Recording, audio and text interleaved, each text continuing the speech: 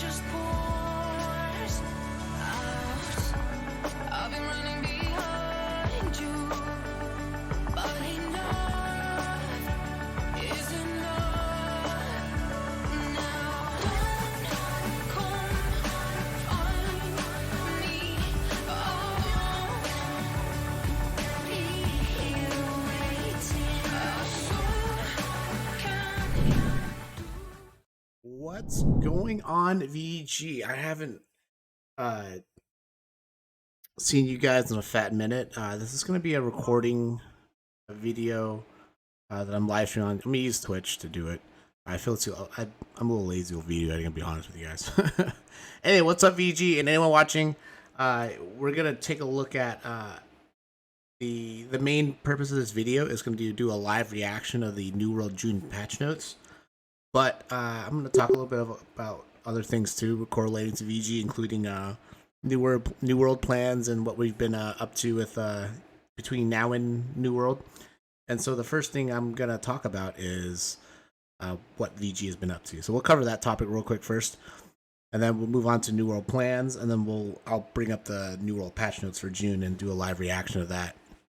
So first and foremost, what we've been doing in between now or since the end of the preview and now, we tried a couple of different MMOs, but we've just been mostly playing kind of off games and such. And we've actually given Sword of Legends Online a try, and I thought that was actually kind of an okay MMO. And it's not appealing to some people because the art style, to the combat may not appeal to some people, but it's a pretty decent MMO for what it is. I think it's worth picking up if you are looking for something to casually play on the side until New World comes out. And then I've always been playing Call of Duty Modern Warfare multiplayer. So you're always welcome to jump into the Discord and join us on that. We play almost every night, multiple times a night. What someone brought up to me, Savage showed me a game called Knockout City, and it's a pretty fun game. I recommend definitely checking that out. Well, I'd like to maybe even do an in-house tournament, which is just the community. That'd be pretty cool. Knockout City is actually a pretty fun game. It's very basic, easy to learn. There's a trial on Steam. I think you can pick it up on Steam for pretty cheap, or just do the trial with the EA early access or EA access thing. I think it's like a subscription. You pay $5 a month for it. Outside of that, just a couple games here and there. But to get the community rolling back into it, I think we're gonna need to do kind of a roll call soon.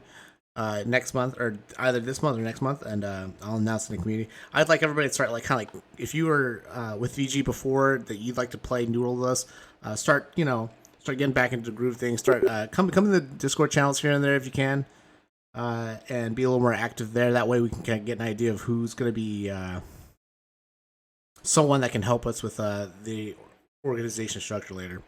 All right. Outside of that, what I've been up to, aside from just playing games here and there, I did a little bit of traveling, did a little bit of hanging out with some friends, and I've been working on my game, which I renamed Arvida from Astaria, and it's coming along pretty nicely. I'm probably gonna toss up a couple more announcements about that in the future, but right before New World drops, and then that's mostly it. But this month, I'll be doing a lot of reorganization and restructuring of VG as a whole, and in preparation for next month, which is going to be a pretty big month for us. All right. Well, outside of that, that's what we've been up to, what VG's been up to, what I've been up to. Hopefully, you guys had a good, beginning summer and spring. So, if I haven't seen you in a while, hopefully you've been doing well and getting ready for the New World launch. So, I believe. Let's move on to the next topic on New World plans. And I think for New World plans, the beta starts July 20th, but VG as a whole is going to have a meeting July 10th. An exact time and date will be announced. I really recommend you come to this meeting, especially if you'd like to be there, because VG is going to be approaching the beta and launch differently than how we did the preview. First is we're going to have two different types of guilds or companies for VG. We're off the bat, we'll have two different companies. One is going to be the hardcore company, where people who have the time and dedication to play will be in the hardcore company. And then anyone who's playing casually or not going to be playing as hardcore will likely be in the casual company, and we'll be doing stuff interchangeably together as with both companies. But yeah, that's pretty much what. Where's everyone at? I'll read the chat in a second. 31SG. But if you have a question, go ahead and drop that in the chat, and I'll try and answer it. But reorganization there will probably be the biggest. Is that restructuring part is having the ability for casual members to still play and contribute to the overall community, and having the hardcore group be there as well. And I'll go into detail more about how exactly that we're going to handle that and such. But yeah, what are you talking about? I'm new. Are you new? I'll touch on what I'm doing. Basically, this is meant to be like just a recording for my community. But if you want to hang around for a little bit, I can give you a heads up what's going on. All right, next is the next topic I'm going to touch on real quick is likely how I'm gonna do. How I'm probably gonna do the companies and how we have set up. So like, if you are, guess if you're kind of like in between, wondering if you want to play with us or you have a group of friends you want to play with, just reach out to me. Let one of the officers know. We're gonna have a different little like rank structure set up for everybody, and based on that, that's how you'll figure it out. We'll figure it out with the New World group. Okay, next on the topic would be the launch. August 31st is the launch. So for July 20th beta, I'm gonna ask whoever they can to like try to keep your July 20th to July 25th, like at least 5 days from the beta open, so we can get ourselves established on a server. And then for August 31st launch day, I like everybody from August 31st to like September 6th to try and keep those days open as well, so we can establish ourselves on launch day. But with launch coming after the beta, we'll probably touch more on the launch day and what we're gonna do and our changes with that. We're gonna go in. I'll make another video about the New World plans in depth later. But for now, we're looking at mostly just trying to set up the July 20th beta as our starting point of what we're gonna do and how we plan to approach things. Okay, all right. On to the next thing that that everybody's been waiting for, and that's gonna be the little patch notes reading. Okay, let's bring up the patch notes here. Okay, so just a couple of things before we dive into the June patch notes. I have been monitoring the patch notes quite a bit, between now and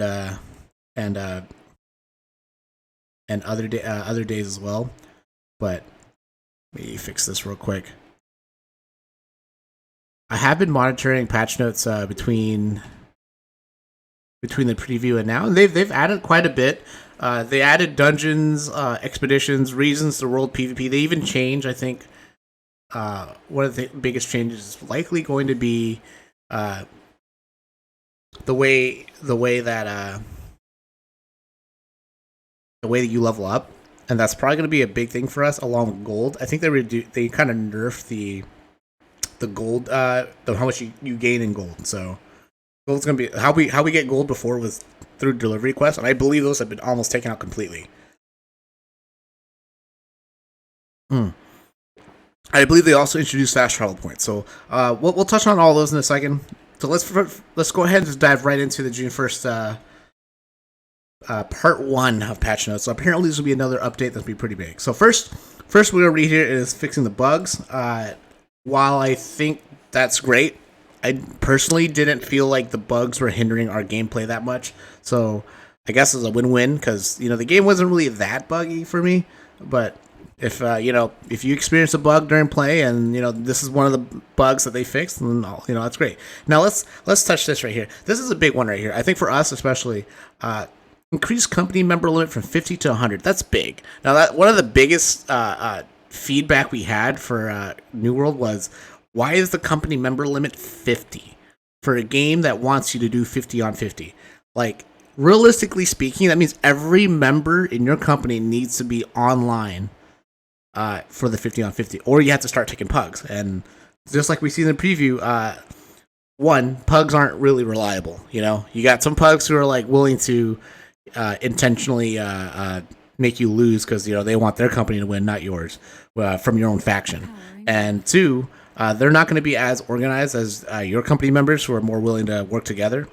And so that was fun. I'm sure a lot of people remember during our preview how many people were angry, upset at us, or just fielding our own company members, which is kind of funny, but different topic at hand. Let's just go back to it. Increase company member limit from 50 to 100. That's a good change. I don't see anything wrong with that at all. It'll change. Originally, the plan was to have 4 companies on launch on beta day for VG, but from the looks of it, we may just need 2, and that might be better. Okay, updated new player quests related to choosing a faction and gathering fine to this constable. Or the constable. Not sure what that means. Constable. I guess it doesn't really affect us too much. Added new series of lore notes in each triangle of additional about the. While I didn't follow the New World story too much. I'm just gonna assume that that's a good thing. If there's more story and lore. Let's go ahead and move on to the next thing here, progression updates. In May, we rebalanced progression leveling to introduce a number of new ways for players to advance, such as earning trade skill levels, territory standing levels, and scoring points of interest or pull pages. That rebalance resulted in players leveling faster than the content, so we made a few changes to XP and game leveling. Increase the amount XP from discovering the lore page. We love this new activity and how it rewards exploration. Much sure its impact on progression. Base XP has been increased from 25 to 40. XP is increased by 10 for every 10 notes discovered. Double XP rewards for discovering points of interest, like Lord Notes. It's great new source XP. Want to pump amount of contributes. Increase XP required by 40% for all levels after 7. Oh man. Players in Alpha were leveling faster than the content. As a result, they're missing some of the cool quest POAs. The goal is change to better align the content. So what I'm seeing here is that our leveling route that we took during the preview, the delivery quest isn't going to be a valid way to level anymore. From what I heard from alpha players, hitting a certain level and spamming corrupted breaches is still the most efficient route. But seeing this, I'm assuming they're trying to push us to do just quest to quest, and that might be the best way to level up later on during the opening day. But leveling up during opening day isn't going to be actually as important. Gaining money is going to be probably the most important thing on opening day. We're going to want to try and get money as fast as we can within the first 3 hours of the game in order to buy territory. Reduce the XP gain from corrupted breach by 10 to 20% based on level of breach. We also increased the breach spawn speed from 15 minutes to 30 minutes for minor breaches, and from 30 to 60 minutes for major breaches. We love corrupted breaches and how they bring players together, but we want the feeling to be more cleansing the area of corruption than waiting for it to build and not be a constant grind. So, this spawn time timer double that's a big EXP killer for doing corrupted breaches, and not only that, but they reduced the EXP gained by 10 to 20% based on the level of the breach. That's pretty big. Like I said, that's going to change how leveling is. Leveling was spamming corrupted breaches after like 30 or 25. So if they do that, we're just going to have to figure out maybe a more efficient route of how we can do corrupted breaches. Like maybe we'll get together and do it really quick, and then hit some leveling routes, and then hit them back right when they respawn. Maybe that's what we'll do. We'll figure it out. Reduce the EXP from factions to compensate for the change in mission structure. In this update, we recently changed factions back to single mission structure. Since they're considerably fast now, we've adjusted rewards accordingly. Let's see. Okay. So faction missions also do less EXP. Okay. Reduce the XP from PvP by about 20%. Approximately these mission locations to which players can complete missions led to a quicker rate of XP gain than intended. Yeah, that was a pretty good way to gain some XP early level. Arenas will not carry one party to have a tuning order for entry. Okay. Increase. So if you don't know what arenas are like, they're kind of like little PvE things you can do for rewards as well. I think they're like expeditions, but I think they're not like you don't go through. I think you're like in an arena. I don't know. I'd have to look more into arenas, but I think they're a PvE thing, not a PvP thing. In the MMO world, when you hear the word arena, everybody instantly thinks of PvP. But if I recall, arenas are PvE. Like expedition, tuning orbs will be given during initial quests and can be crafted from materials found through around Eternum. Tuning orb spamming would probably be a big deal for us later on. We're gonna play the after on during the beta. We're likely gonna have our crafters that we funnel our crafting material into. Probably gonna be focused on getting tuning orbs out so people can level up faster. Added their crafting missions removed from faction missions to town projects. Thematically, this felt like a better place for this type of activity. Yeah, that makes sense. I mean, it doesn't bother me. It doesn't really affect us that much, really. Along with moving town projects, cooking armament, crafting missions have been overhauled, changed more accessible. Requirements have been made easier for cooking missions to maximum 4 ingredients. Tuned armament missions require less of each material, rather than requiring materials from tier 2 to tier 5. These missions now require tier 1 to tier 4. That's good. Raise the cap on the number of active buy and sell contracts to 100 player per characters. So I'm assuming that's for the auction house. Not really that big of a deal, but I don't think anyone really hit the cap of the contracts. Maybe it was like 50, maybe it was 20. I'm not too sure. Maybe it was lower than that. I'm not sure. If you did hit the cap, though, that's just let me know. Let's move on. We reordered and tune the list of territory stamp bonuses offered at each level. New order bonuses more length of game or the territory training levels such as talent storage, territory stamp bonuses, and XP bonuses. Okay, generally, standing bonus that offers some moves for instance, one sub bonuses between taxis, while it would be pick advancement bonuses such as territories. Increase the amount of friendship points from 1 to 5. This required the reduction in overall number of times bonuses from recommended. So I'm assuming this has to do with the cards. As you level up your territory setting, you get like different cards. I'm assuming that's what has to do with it. Loot and gear. Gray Rarity gear no longer binds on equip. This will eliminate the confirmation pop-up when equipped in Gray Rarity gear, which should reduce pop-ups and complexity during the first few levels for new players. And also now you can trade it if that's the case. We're continuing to add more gear to the game, improve visual appearance for all the game, add a 15 arm sets that can be attained through a variety of activities, update visual stats, perks for many that can be found as a reward.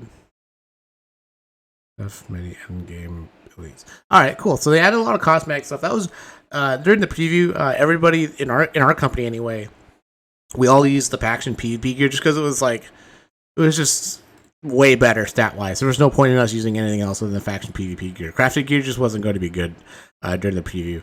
But with that being said, eventually, so here's how it was during the preview. Faction gear right off the bat during the first 5 to 7 days was extremely good, right? And crafted gear slowly caught up, started catching up. But faction gear was still better because 1, it was easier to obtain. 2, they were already slotted with gyms, and so they had gym slots, which is a big deal. It was a massive bonus. So crafted gear never really caught to PvP gear during the 10-day preview. But whenever the game is out, like during the alpha or the beta, after about 2 weeks is when crafted gear should start overtaking faction PvP gear. But this was back during the preview. I'm pretty sure they nerfed the faction gear the PvP faction gear a little bit. I'm not too sure. Don't quote me on it just yet. We'll take a look at it and see how it goes. But likely what's going to end up happening is in the beginning, we're going to use more faction PvP gear. And then after about a week or two, we're probably going to switch to the crafted gear. And we'll be funneling a lot of mats into like a handful of crafters. We'll go from there. Added 50 new armor sets. Okay, so I'm assuming these are the pictures of the armor sets right here. Or just an example. The one on the left looks really cool. The one right here looks kind of weird. This one looks like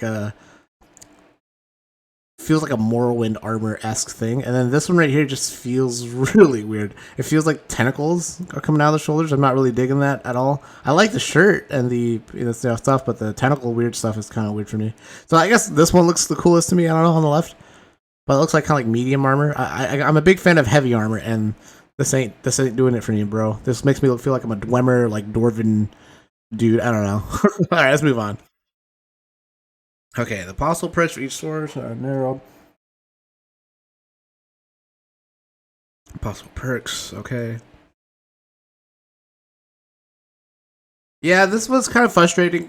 Whenever perks, if you here's the thing about MMOs, if you want perks or not just MMOs, RPGs in general, or even FPS games that use characters and perks, in order to make that perk attractive, there has to be a degree of control or some kind of combination that works really well, that's easily obtained between perks. Otherwise, what's the point of introducing perks? Now you're just introducing like an RNG outcome for the player. Like the RNG part is whether or not he got the perk that's really good or not, and that's kind of frustrating. When perks, when games introduce perks or like kind of passive benefits or anything like that, in this sense, it's better to make it so it's easier to get and easier to have better synergy with each other. Otherwise, what's the point? You're kind of just making it frustrating that you didn't get like the perk, that you wanted. But this is good. This is a good change.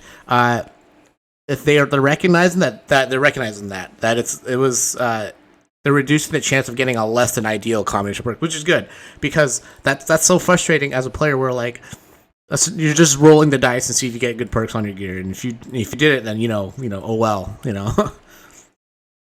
Added 27 new trinkets rewards. That's good. We didn't really get to play too much of trinkets, so we'll see how that goes. Updated color scheme on a slew of weapons. Nice. Okay.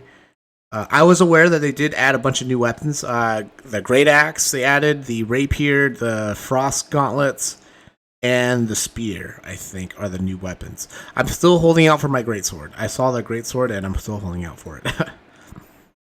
Added 2 unique trade skill April sets that can be discovered through Aeternum. These April sets will provide much better in combat. Yeah, I've already saw that. Added name weapon drops to global list of drops that occur anywhere in the game. These weapons have low chance to drop or should add assignment to global drops. It's pretty cool. Not too sure. As long as the power on these global drops aren't like ridiculously stupid, then I'm cool with that. The weapons on this list are bind on equipped so they can be traded between players until they are equipped for the first time. That's fine, so you can sell it. Jewel crafting. Trinkets now created with embedded gems that cannot be changed. Added crafting recipes with carnelian and amber trinkets. Okay. Main menu. Menu initial character received an update in addition to streamlining the flow and adding key functionalities. The main menu display. That's pretty cool. I mean, that's a positive change, but nothing. I'll be completely honest. I didn't really have much of an issue with the menu, but I guess for some people, if they did, then it's better that way. On the new character select screen, you'll see available character slots and reach the important server messaging from before advancing the game. The world list has been replaced with your character slots, which you have 2 per region. You only need to choose a world initially when creating your character. Okay. U.S. West. So we have to figure out what server we're going to be on, and we'll figure it out closer to launch.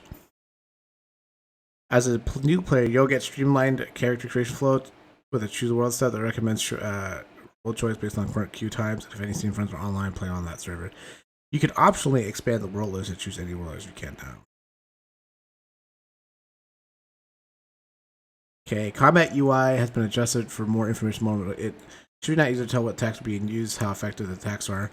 Icons with floating damage numbers are all types. That's chill. I mean, like I said, I don't think we had much of an issue with that yet. But it looks like you can connect your Twitch account, which is pretty cool. Okay, let's look here.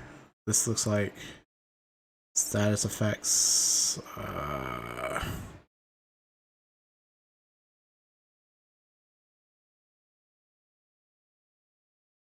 Try floating text. Floating text is pretty important. It's a big deal. If floating text isn't done right, it could really hurt the game a lot. So I hope this is a good change. I mean, it says bleed, so it's easier to tell if you inflict status effects, etc. Yeah, actually it's good. If you look at that picture right here, you can see a little bleed above the enemy health bar right here. That's pretty good. I gotta add that on my game too. I'm gonna add like little negative side effects on my nameplate for my game too. I should probably do that. The compass has some polish too, including. Okay. That's nice, I guess. But like I said, that didn't really affect us too much. We didn't really care much about that. A plethora of new character options. That's pretty cool. So better character customization. But so here's the thing. Character customization, it's great. It's cool, but for the most part, it's such a weird feature in MMOs because majority of the time you're never going to be looking at your character's face because you're typically wearing armor. It doesn't really make much sense. So polish. Players who are crouched or prone no longer generate a typing bubble when communicating. Oh, that's good. Combat. Okay, this is big. Okay, let's see. We have updated quality of life. Dodge is now bound to shift by default. Jump is now defined by space default. Remove sprint as an input. It will now occur automatically. What? Trying to disqualify and remove the need of holding down an input for a large amount of gameplay experience. Turn out your pinky finger. That makes sense. It's interesting though. Wonder how that's gonna feel during combat. Combat action will cause a brief delay before sprinting. Oh, here we go. Combat actions automatically. We've added these delays to help reduce from running away games that was occurring in PvP until melee characters closing against ranged but not allowing opponents to disengage easily. This was also slightly reduced the ability of players to run in circles while kiting enemies in expeditions. Delays as follows: you cannot sprint when fast after being hit by at the beginning of ongoing. You cannot sprint for 2 seconds after hit by. Okay, that's interesting. My only issue is this right here. I think they should change this to 1.5 seconds after hitting attack and not the beginning of an outgoing attack, because let's say someone's sprinting away and you're sprinting on top and then you swing your weapon, you're punished for trying to stop that person for swinging or for sprinting away, and the second you miss one attack, they're probably going to be gone. We saw that accidentally performing special navigation as Legends was occurring during combat. To perform special navigation, you now need to push the jump input. Another spacebar. You no longer automatically perform special navigation. This was actually kind of annoying when we were playing. So this is a good change right here. When we're playing. Okay, let's see what else we have. Movement navigation. Okay, we have also made updates to navigation that pair with default control scheme. Remove the roll on sprint jump unless a player is landing from an elevated height. That's good. Sprint jump no longer exceeds sprint speed. Yeah, I remember that. Stamina will regenerate while navigating. Remove stamina cost from jump. What? Remove stamina cost from jump. That's pretty big. That's nice. Okay, block break has been updated to be more disadvantaged state, as our current block break could be used as an advantage during boss fights and trivialize certain encounters. We've made updates to our blocking state and stamina regeneration rules to offer more active version of tanking and give options. Okay, so they really want tanking to be a really big thing. After block break, you will not be able to dodge or block for 3 seconds. That's pretty big. Stamina will not reset to full after 3 seconds at a 1.5. That's really big actually for PvP. Stamina really means a lot more now in PvP, because before it was just you had 0 stamina. You can still roll with like 2 stamina, which was kind of stupid. Players cannot block with 0 stamina. Players will not regenerate while blocking. That's good. After a player releases block, there's a 1 second delay before stamina starts to regenerate. Stamina will now regenerate while attacking. What? Stamina will now regenerate while attacking. Default stamina generation has been reduced from 33 stamina per second to 20 stamina. Wow, so that's like a pretty big nerf too, actually. That's a third. They basically reduced it by a third, which is pretty crazy. Death Store. All damage debuff and buffing status are removed when entering Death Store. Charge speed buffs and other trackers are not removed at Death Store. Okay, that's cool. Interesting. So Death Store is basically when you get knocked to the ground, and there's a chance for you to get revived by either a friendly player or you get, you get killed pretty much, straight up. Sheath and prone attack updates. You can now trigger ability attacks directly from the sheath state. Pressing ability while Steve will now go straight into attack. That's good. That's kind of cool. Base attack ability can also be performed directly from the prone position. Huh. Interesting. Interesting there. All right, ballots. This is a good one. So the ballots we've seen back during the preview was pretty stupid. I'm assuming it wasn't really where they intended it to be. So we gotta give them that.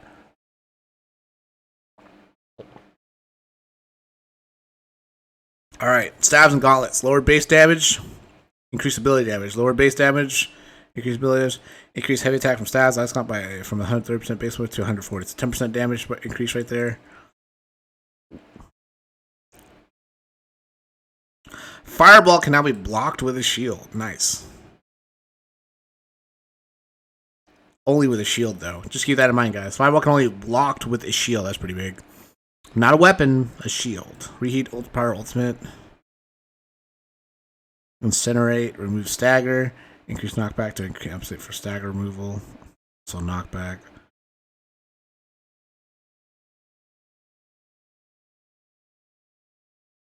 Yeah, I can see that. Oh, they nerfed the damage on that. Okay. So I'd say a fire staff kind of got a big nerf. Interesting. The fire staff wasn't really that strong in my opinion. The only place it was strong at was company versus company, and even then it wasn't that great.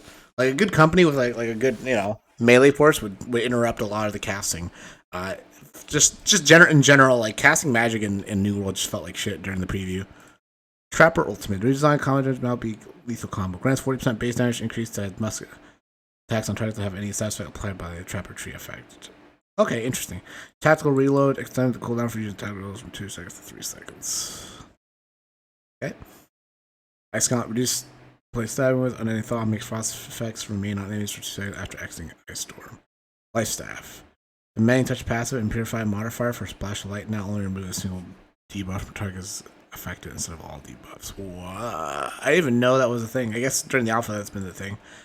Adjusted homing for the heavy attack, so it will direct the player slightly towards the target. That's good. Same thing with that. So the Great Axe and Warhammer have a better melee there. Perks. Cruel perk updates affect only crucial side effects, and so expecting 2%. Interesting. Okay.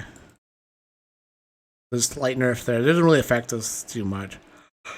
That's a pretty big change for staves and gauntlets. They're trying to emphasize more on the ability damage there, but the problem is that like they weren't really. I mean, unless you were like a glass cannon build, the damage just wasn't really that high. It really wasn't. Okay, well, interesting. I think the biggest change is probably going to be this right here. This has been asked, by a lot of. I'm assuming by other people too, not just us, but definitely a support for bigger guilds. This was much desired, very desired. If anything, that was probably the first thing I said when we came out of the preview was, please increase the company limit size. Okay, other than that, that's my reaction to the June Alpha Update Part 1. I'll make another video, June Alpha Update Part 2, later on too. Alright guys, thanks for watching. I'm going to upload this video real quick to YouTube. Oh, what's up, Nuts? I don't know if you're still there. Thanks for watching. Be sure to jump by on the Discord here and there whenever we're playing video games, guys. And say hi, jump by, join us and play other games too. In preparation for New World, we're going to have a lot of fun there too, okay? Peace.